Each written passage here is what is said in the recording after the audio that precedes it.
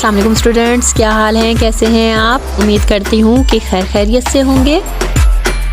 Lecture का बाकायदा आगाज़ करने से पहले मैं आप सबका तहे दिल से शुक्रिया अदा करना चाहूँगी कि आप सब ने जो ग्रुप डिस्कशन में मुझे पॉजिटिव रिव्यूज़ दिए मेरे लेक्चर्स के हवाले से। आप यकीन करें, आप लोगों के पॉजिटिव रिव्यूज़ पढ़ के ना मेरी एनर्जी डबल हो गई है। Thank you so much. आप लोगों की जो अप्रिसिएशन होती है ये भी हमारे लिए बहुत ज़्यादा इम्पोर्टेंट होती है, और अगर आप में से कोई भी स्टूडेंट है जो हम पे क्रिटिसिज्म करता है तो वो भी हमारे लिए बहुत ज़्यादा वैल्यूएबल होते हैं। उसकी वजह ये है कि जब आप अप्रिशिएट करते हैं तो हमारा एनर्जी लेवल हाई हो जाता है, जैसे आज मेरा हुआ है, ठीक है। और अगर हमें आप क्रिटिसाइज़ करते हैं तो हमारी कोशिश होती है कि हमारी जो कमियां या ख़राबियां रह गई हैं या हमारे लेक्चर्स में जो भी कमी रह गई है उसे हम कंप्लीट कर लें और नेक्स्ट टाइम कोई हमें क्रिटिसाइज़ ना कर सके, ठीक है। Again thank you so much all of you. और आज ज़रा हम अपने नेक्स्ट लेक्चर का आगाज़ करने से पहले कुछ मोटी मोटी बातें लास्ट लेक्चर के हवाले से जान लेते हैं, जिसमें हमने क्या क्या पढ़ा। हमने लास्ट लेक्चर में नॉर्मल बिहेवियर, एबनॉर्मल बिहेवियर और नॉर्मेलिटी, पहले ये 3 चीज़ें सीखी। फिर उसके बाद हम मूड डिसऑर्डर्स की तरफ गए, जिन्हें अफेक्टिव डिसऑर्डर्स भी कहा जाता है। मूड डिसऑर्डर्स को जानने के बाद हम डिप्रेशन की तरफ आए। डिप्रेशन में हमने डिफ़ाइन किया कि डिप्रेशन क्या होता है। डिप्रेशन को डिफ़ाइन करने के बाद हमने डिप्रेशन के मुख्तलिफ सिम्टम्स बताए। आज का जो हमारा लेक्चर है उसमें हम बताएंगे आपको कि डिप्रेशन को उसकी सिवियरिटी यानी शिद्दत के लिहाज से कितनी इकसाम यानी काइंड्स में जो है वो तकसीम किया गया है। डिप्रेशन को अगर उसकी सिवियरिटी यानी शिद्दत के लिहाज से देखा जाए तो 3 किस्म की 3 काइंड्स में जो है ना वो चेंज किया गया है। पहला है नॉर्मल डिप्रेशन, दूसरा है माइल्ड टू मॉडरेट डिप्रेशन, और जो थर्ड है वो है मॉडरेट टू सीवियर डिप्रेशन, ठीक है। ये 3 किस्मों में डिप्रेशन को जो है ना वो करैक्टराइज किया गया है। जी तो स्टूडेंट, आज से हम बाकायदा तौर पर अपने DSM-5 का कोर्स का जो है वो आगाज़ करते हैं और हम अपने DSM-5 से डिसऑर्डर्स को पढ़ना शुरू करते हैं। तो सबसे पहले जो हमारा डिसऑर्डर हम DSM-5 के अकॉर्डिंगली पढ़ेंगे वो है बाइपोलर एंड रिलेटेड डिसऑर्डर्स। हम जब DSM-5 को पढ़ेंगे तो इसमें जो टर्म्स यूज़ की गई हैं उनकी साथ के साथ आपको एक्सप्लेनेशन में करती रहूँगी। और बाइपोलर एंड रिलेटेड डिसऑर्डर्स को जानने से पहले मैं आपको कुछ DSM-5 की जो कोडिंग है उसके हवाले से बता दूं कि कोडिंग क्यों इस्तेमाल की जाती है और किन डिसऑर्डर्स के लिए हम कौन सी कोडिंग यूज़ करते हैं।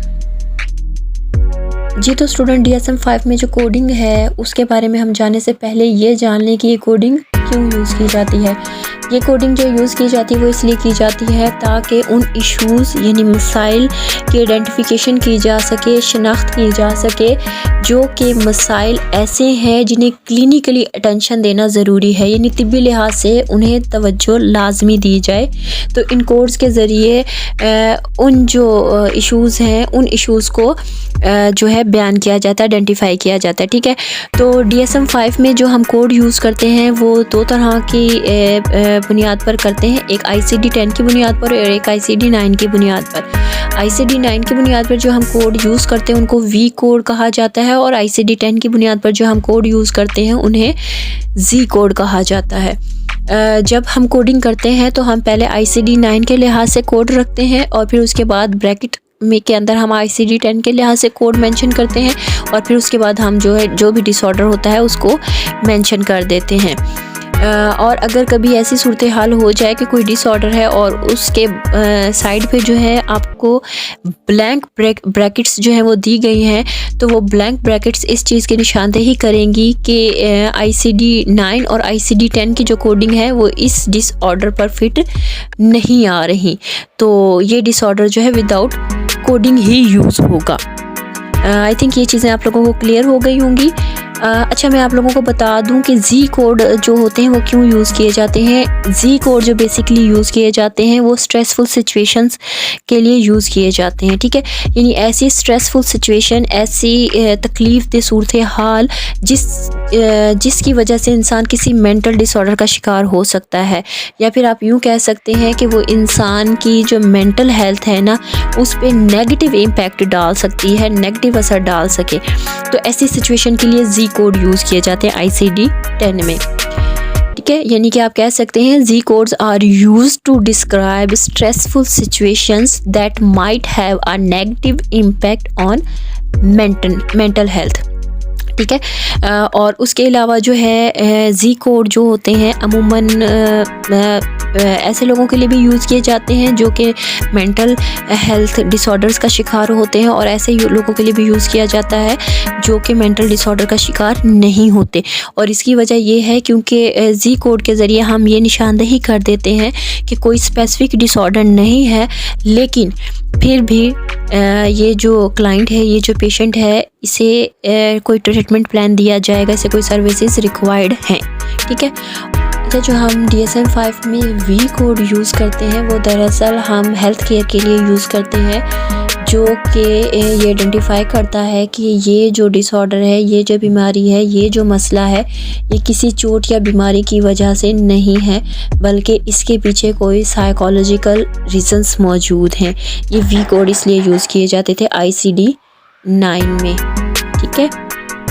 फिर इसके अलावा DSM-5 में आपको ICD कोड के अकॉर्डिंगली एक जी कोड मिलेगा, जो कि इसलिए इस्तेमाल किया जाता है जो कि उन बीमारियों की निशानदही करता है जिनमें के नर्वस सिस्टम जो है ना वो अफेक्ट होता है, ठीक है। जो तो नर्वस सिस्टम अफेक्ट होने के लिए जो बीमारियां होंगी उनके लिए हम जी कोड यूज़ करेंगे। जी तो स्टूडेंट, DSM-5 में F कोड्स भी यूज़ किए जाते हैं। ICD-10 के मुताबिक जो F कोड्स होते हैं वो मेंटल हेल्थ की अक्सरियत पर मुश्तमिल होते हैं, ठीक है। और F कोड्स में जो है मेंटल हेल्थ जो होती है उसके जो डिसऑर्डर्स हैं उनको मुख्तलिफ़ किस्म की कैटेगरीज़ में डिवाइड कर दिया जाता है, ठीक है। जी तो स्टूडेंट, उम्मीद है कि आपको कोडिंग की अच्छे तरीके से समझ आ गई होगी, लेकिन फिर भी अगर कोई ऐसा पॉइंट या ऐसी बात है जो आपको समझ ना आई हो तो आप मुझसे पूछ सकते हैं। आज हम अपने DSM-5 के जो मेंटल डिसऑर्डर्स हैं उनका बाकायदा तौर पर आगाज़ करने लगे हैं, जिनमें हम सबसे पहले जो डिसऑर्डर पढ़ेंगे वो है बाइपोलर एंड रिलेटेड डिसऑर्डर। सबसे पहले मैं आपको बाइपोलर डिसऑर्डर से मुतालिक बता दूं कि बाइपोलर होता क्या है। बाईपोलर का मतलब होता है दो कुतबी, यानी बाईपोलर एक ऐसा मूड का आर्जा है, मूड की बीमारी है जिसमें के फ़र्द के अंदर दो तरह के मूड पाए जाते हैं। एक मूड जो है उसे हाइपोमेनिया या मैनिया कहा जाता है, ठीक है। यानी उसको हम कहेंगे ये इसका मूड हाइपोमेनिया है या मैनिक है इसका मूड, यानी मैनिक एपिसोड इसको आ रही है। और एक उसका मूड होता है जिसको डिप्रेस्ड मूड कहा जाएगा। अब मैनिक या हाइपोमैनिक क्या होता है, ये मज़ीद हम जब इसके बाइपोलर डिसऑर्डर्स की कैटेगरीज़ को पढ़ेंगे तो वहाँ पे एक्सप्लेन किया गया है कि मैनिया क्या है, हाइपोमैनिया क्या है और डिप्रेसिव मूड जो है वो क्या है, उनकी मुकम्मल अलामात और ये सारा कुछ बताया गया है। मैं आपको उसमें एक्सप्लेन कर दूँगी, लेकिन यहाँ मैं सिर्फ मुख्तसरन आपको बता देती हूँ कि हाइपोमैनिया या मैनिक एपिसोड जब किसी पेशेंट को आएंगी तो उस दौरान वो फ़र्द जो है इंतहा से ज़्यादा खुश होगा, ठीक है, या इंतहा से ज़्यादा जो है ना उसके अंदर एनर्जी आ जाएगी, ताकत आ जाएगी, ठीक है, वो उसके हर काम में तेज़ी आ जाएगी, ये हाइपोमेनिया में, ठीक है, या मैनिक एपिसोड्स में। और जब डिप्रेसिव मूड होगा तो फ़र्द इंतहा से ज़्यादा उदासी में चला जाएगा, गमगीन होगा और परेशान होगा। ये कुछ मोटी चीज़ें हैं जो मैंने आपको बताई हैं। उर्दू में आपको ये डेफिनेशन क्लियर हो गई है तो मैं ज़रा इंग्लिश में भी इस डेफिनेशन को आपको बता देती हूँ कि bipolar disorder is a mental health condition that causes extreme mood swings that include emotionally high यानी मैनिया और हाइपोमैनिया एंड लोज यानी कि डिप्रेशन। यानी बाइपोलर डिसऑर्डर एक ऐसी मेंटल हेल्थ कंडीशन है जिसमें के जो शदीद किस्म के मूड स्विंग्स होते हैं। और वो शदीद किस्म के मूड स्विंग्स कैसे होते हैं, या तो बहुत ज़्यादा इमोशनली हाई होंगे, यानी खुशी के या गम के बहुत ज़्यादा हाई इमोशंस आपको मिलेंगे, या फिर वो बहुत ज़्यादा लो होंगे, बहुत ज़्यादा वो उदास और परेशान होंगे। उम्मीद करती हूँ कि ये पॉइंट आपका क्लियर हो गया कि बाइपोलर डिसऑर्डर क्या होता है। अच्छा, बाइपोलर डिसऑर्डर को अगर हम देखें तो बाइपोलर डिसऑर्डर को पहले जो थे ना DSM में, वो डिप्रेसिव डिसऑर्डर में इंक्लूड किया गया था, लेकिन DSM-5 में बाइपोलर डिसऑर्डर को अलग कर दिया गया, ठीक है, और डिप्रेसिव डिसऑर्डर्स को अलग कर दिया गया। यानी कि हम कह सकते हैं कि बाइपोलर डिसऑर्डर्स जो हैं इनको DSM-5 में डिप्रेसिव डिसऑर्डर से अलग करके एक अलग कैटेगरी में रखा गया, ठीक है। अब जो बाइपोलर डिसऑर्डर से जो रिलेटेड डिसऑर्डर्स जो DSM-5 में बयान किए गए हैं, उनमें बाइपोलर 1 डिसऑर्डर है, ठीक है, बाइपोलर 2 डिसऑर्डर है। यानी कि ये दोनों ही बाइपोलर मूड की आगे जो है ना मज़ीद कह लें आप किस्में हैं, जिसमें कि ये मैनिया, हाइपोमैनिया वगैरह मैंने आपको बताया ना, ये इसमें सही मानों में एक्सप्लेन किया जाएगा। फिर उसके अलावा जो है साइक्लोथेमिक डिसऑर्डर है, ठीक है, substance medication induced bipolar and related disorder है। फिर उसके बाद है other specified bipolar and related disorder, और फिर है unspecified bipolar and related disorder. यहाँ पे कुछ टर्म्स यूज़ हो रही हैं, स्पेसिफाइड, अनस्पेसिफाइड। ये जब हम DSM-5 के डिसऑर्डर्स को बाकायदा तौर पर पढ़ेंगे तो मैं आप लोगों को हर वर्ड की एक्सप्लेनेशन दूंगी और हर वर्ड की टर्म को समझा दूंगी कि ये क्या चीज़ है और ये क्यों यूज़ हो रही है। जब आप डिसऑर्डर्स को मेरे साथ पढ़ना शुरू करेंगे ना, तो आपको DSM-5 में ऐसे ऐसे लफ्ज़ मिलेंगे जो शायद आपने अभी तक ना सुने हों, क्योंकि जब मैंने पढ़ना शुरू किया था ना तो मुझे भी ऐसे ऐसे नए नए वर्ड्स मिले थे, जैसे स्पेसिफाइड, अनस्पेसिफाइड, और फिर स्पेसिफायर, स्पेसिफाई, और बहुत से ऐसे वर्ड्स थे, यूनिक से थे, जो कि मैंने फ़र्स्ट टाइम अपनी लाइफ में सुने थे और मुझे उनका नहीं पता था। तो बहुत मुश्किल हुई मुझे उन वर्ड्स को जानने में, समझने में। लेकिन इंशाल्लाह ताला जो हमारा ये डिसऑर्डर्स का एक सिलसिला चला है DSM-5 के हवाले से, तो इंशाल्लाह ताला मैं आपको हर पॉइंट को ना मुकम्मल तौर पे क्लियर कर दूंगी, ताकि आपको किसी भी किस्म की मुश्किल पेश ना आए। जी, तो स्टूडेंट हम बात कर रहे थे बाइपोलर डिसऑर्डर की। तो बेसिक मैंने आपको बता दिया कि उनकी काइंड्स कौन कौन सी होती हैं। मैं मज़ीद थोड़ी सी आपको बाइपोलर डिसऑर्डर की अलामात बता देती हूँ, जिसमें कि जो पेशेंट होगा उसको जहनी दबाव हो सकता है, और क्योंकि मूड स्विंग्स इस डिसऑर्डर में आते हैं तो इसलिए उदासी जो है ये तो मस्ट है, उदास होना या खुश होना। उसके अलावा उनके वज़न में भी कमी हो सकती है, उनको भूख ज़्यादा भी लग सकती है और कम भी लग सकती है। उनको जो स्लीप प्रॉब्लम्स हैं वो भी देखने में आ सकते हैं, ठीक है, नींद के मसाइल भी होते हैं, और उन्हें हर वक्त जो है ख़ुद को ऐसे महसूस होता है जैसे वो बहुत ज़्यादा टाइड हैं, थके से महसूस करते हैं, थकावट का एहसास होता है, ठीक है। और उसके अलावा जो है सबसे बड़ी बात होती है वो सेल्फ़ कॉन्फिडेंस जो होते हैं वो लूज़ कर जाते हैं, ठीक है। उनको अपने ही ऊपर जो है ना एतमाद नहीं रहता, उनकी खुद एतमादी जो है वो बुरी तरह से मुतासिर होती है। मज़ीद ये कि बाइपोलर जो डिसऑर्डर है उसके जो सिम्टम्स हैं वो किसी भी पेशेंट के अंदर कुछ दिन, कुछ महीने और कुछ साल तक मौजूद रह सकते हैं, ठीक है। और जी, तो स्टूडेंट एक पॉइंट ऐसा जो कि हमारा बाइपोलर रिलेटेड डिसऑर्डर में बहुत ज़्यादा इम्पॉर्टेंट होता है, वो ये है कि जब कोई भी पेशेंट जो है वो बाइपोलर डिसऑर्डर या फिर बाइपोलर रिलेटेड डिसऑर्डर्स का शिकार होता है, तो उसकी लाइफ की कुछ चीज़ें होती हैं जो कि डिस्टर्ब होती हैं उन मूड स्विंग्स की वजह से, जो बाइपोलर डिसऑर्डर में उनको फेस करने पड़ते हैं। अब जो मूड स्विंग्स आते हैं बाइपोलर डिसऑर्डर में, वो मूड स्विंग्स दरअसल फ़र्द की जो कुछ एक्टिविटीज़ हैं उनको भी डिस्टर्ब करते हैं, ठीक है। यानी डेली लाइफ एक्टिविटीज़ जो हैं वो उनको मुतासर करना शुरू कर देते हैं। देखें, जब एक फ़र्द है उसकी रोज़मर्रा की ज़िंदगी में दिलचस्पी ही नहीं रही, तो यकीनन वो जो काम करता था उसकी उस काम में दिलचस्पी नहीं रहेगी, तो वो काम करना भी छोड़ देगा, ठीक है। और उसके अलावा उसकी स्लीप डिस्टर्ब हो जाएगी।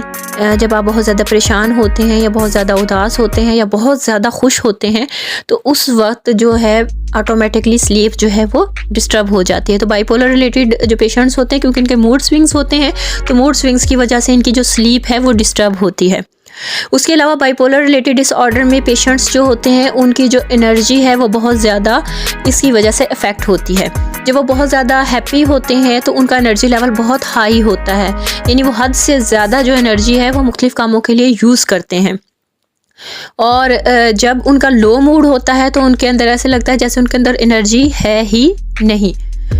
फिर उसके अलावा उनका जो जजमेंट पॉइंट होता है, जजमेंट उनकी एबिलिटी होती है वो मुतासिर होती है।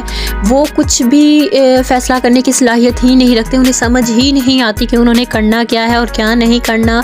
वो इस काम को करें या ना करें, अगर करेंगे तो किस तरीके से करें, सही किया है या नहीं किया, ठीक है।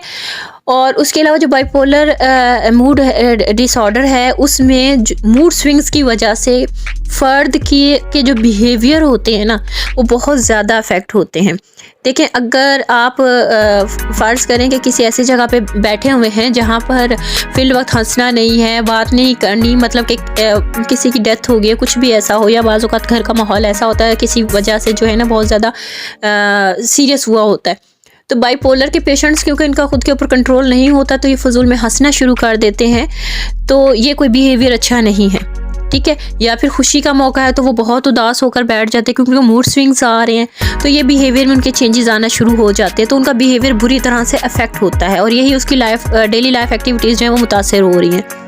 फिर इसी तरह से क्योंकि उनमें जजमेंट का पॉइंट जो है वो इफ़ेक्ट होता है, इस जजमेंट के पॉइंट के इफ़ेक्ट होने की वजह से जो मूड स्विंग्स होते हैं वो जो फ़र्द है उसके थिंकिंग पैटर्न को भी बुरी तरह से डिस्टर्ब करते हैं, जिसकी वजह से उसकी सोचने समझने की जो सलाहियत है वो मुतासिर होती है। अच्छा, बाइपोलर पेशेंट्स जो होते हैं ना, इनमें एक बड़े मज़े की बात ये होती है कि जब ये इनके मैनिक या हाइपरमैनिक फेज़ में होते हैं ना, तो इनकी ना जो स्लीप होती है वो इस तरह डिस्टर्ब होती है कि ये अगर 5 से 10 मिनट सो लें, कुछ टाइम के लिए सो लें ना, थोड़ा सा टाइम के लिए सो लें, तो ये ख़ुद को ऐसे हशाश बशाश महसूस करते हैं जैसे इन्होंने सारी ज़िंदगी की नींद पूरी कर ली है, ठीक है। अच्छा, हम में से भी बहुत से फ़र्द ऐसे जो पावर स्लीप लेते हैं। पावर स्लीप एक अलग चीज़ है, ठीक है। पावर स्लीप ही होती है आप सारा दिन काम कर रहे हो, आप थक गए हो, लेकिन अभी आपका काम रहता है आपने करना, तो आप उसके लिए थोड़ा सा स्नैप ले लेते हो, ठीक है। तो 5 मिनट आधा घंटे के लिए सो लेते हो, तो आप रिलैक्स होकर फील करते हो, फिर काम करने लग जाते हो, ठीक है। लेकिन ये हमारी, क्योंकि जब हम बहुत ज़्यादा काम करना तब ये हमारी होती है कि हमें पावर स्लीप की ज़रूरत होती है, ठीक है। तो इसे खुद को ये ना कह देना मुझे बाइपोलर डिसऑर्डर हो गया। लेकिन जो बाइपोलर के जो पेशेंट्स होते हैं उनकी नींद क्योंकि डिस्टर्ब हुई होती है, इसलिए वो मामूली से भी नींद पूरी कर लें तो उनको लगता है उनकी नींद कंप्लीट हो गई है और फिर उसके बाद उनसे सोया नहीं जाता। चाहे अगर वो सैड है, डिप्रेस मूड में है, तब भी उनकी स्लीप डिस्टर्ब होगी, और अगर वो पैनिक या हाइपरमैनिक फेज़ में है तो भी उनकी जो स्लीप है वो डिस्टर्ब होगी, ठीक है। तो बाइपोलर डिसऑर्डर में ये भी आपको पैटर्न याद रखने हैं कि मूड स्विंग्स जो हैं वो कौन कौन सी चीज़ों को इफ़ेक्ट करते हैं। बाइपोलर डिसऑर्डर जो होता है ये आपको किसी भी एज में हो सकता है, ठीक है। और अमूमन इसकी जो शरह होती है, परसेंटेज होती है, वो मेल और फीमेल में यानी दोनों में ही सेम होती है। बाइपोलर डिसऑर्डर के होने की वजूहात क्या हो सकती हैं, उसमें हमारी किसी किस्म की जिस्मानी या जहनी बीमारी जो है वो वजह बन सकती है। बाज़ औक़ात हमारी जो जिस्मानी बीमारियां होती हैं ना, वो भी हमारे बाइपोलर डिसऑर्डर की वजह बन सकती हैं, जिनकी वजह से जब वो ठीक हो जाती हैं तो हमारा मूड ठीक हो जाता है। लेकिन अगर वही सिम्टम्स, वही अलामात दोबारा से जब हमें होना शुरू हो जाती हैं तो हमारे मूड में दोबारा से इरिटेबिलिटी आना शुरू हो जाती है, हमारा मूड जो है वो सैड होना शुरू हो जाता है, हम परेशान होने लग जाते हैं कि ये बीमारी दोबारा से क्यों हो गई है, ठीक है। और उसके अलावा जो लोग किसी जगह पे काम करते हैं, जो प्रोफेशनल होते हैं, अमूमन उनमें भी ये चीज़ें देखने में आती हैं कि वो ज़्यादातर बाइपोलर जो डिसऑर्डर होता है उसका पेशेंट हो जाते हैं, ठीक है।